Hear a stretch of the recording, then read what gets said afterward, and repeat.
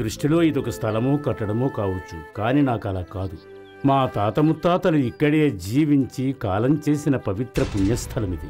ఎన్నో జ్ఞాపకాలు నిక్షిప్తమైన స్థలం. నా భార్య సావిత్రిని మట్టి చేసింది ఈ స్థలంలోనే.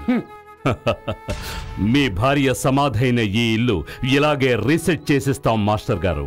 మీరెక్కడ కోరుకుంటే అక్కడ, ఎలా కోరుకుంటే అలా. ఈ మట్టిని తీసుకొచ్చి నేను కోరుకున్నట్టే ఇంకో చోట కట్టివ్వగలరు. కానీ ఈ పరిసరాలతో మమేకమైన నా జ్ఞాపకాలు, వాటిని తిరిగి తీసుకురాగలరా మీరు? నాకు దీన్ని అమ్మే ఉద్దేశమే లేదు.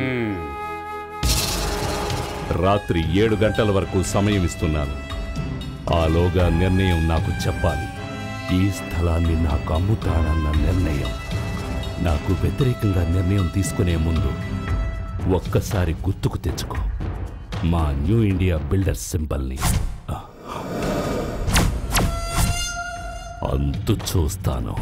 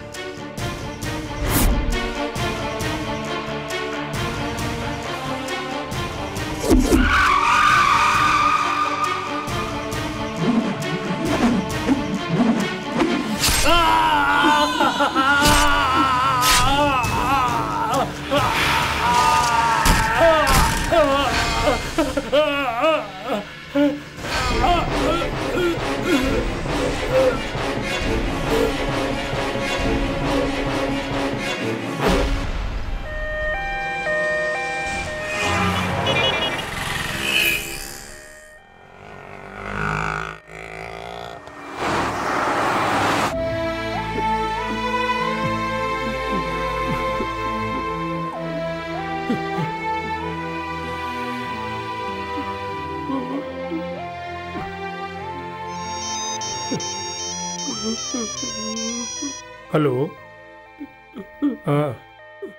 పోస్ట్ మార్టం అయిపోయింది. మేము ఇంటికి వస్తున్నాం. ఎవరో? సరే ఇస్తున్నాను. ఎవరో తెలీదు. శంకరం మాస్టర్ గారికి ఇవ్వమన్నారు.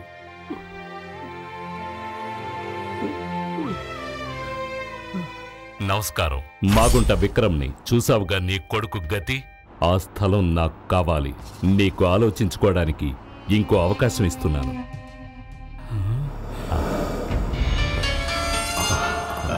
వ్యాన్ని తిప్పమని చెప్పు. చెప్పాను కదా, తిప్పమని చెప్పు.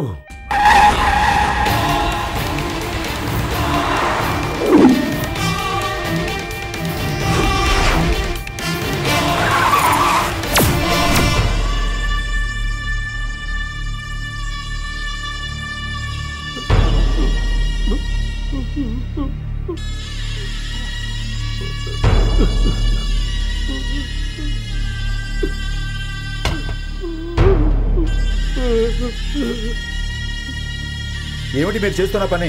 శవాన్ని తీసుకురావడానికి ఇది ఏమన్నా శ్మశానమా? చూడు పెద్దాయనా, ఇది కలెక్టరేట్ అయ్యా, కలెక్టరేట్.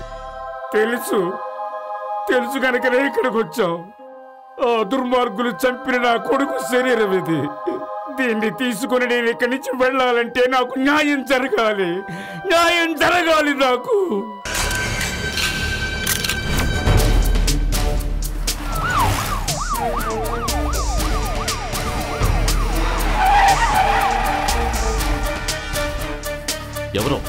ఎవరు అదే? దారికి అడ్డం తప్పుకోండి.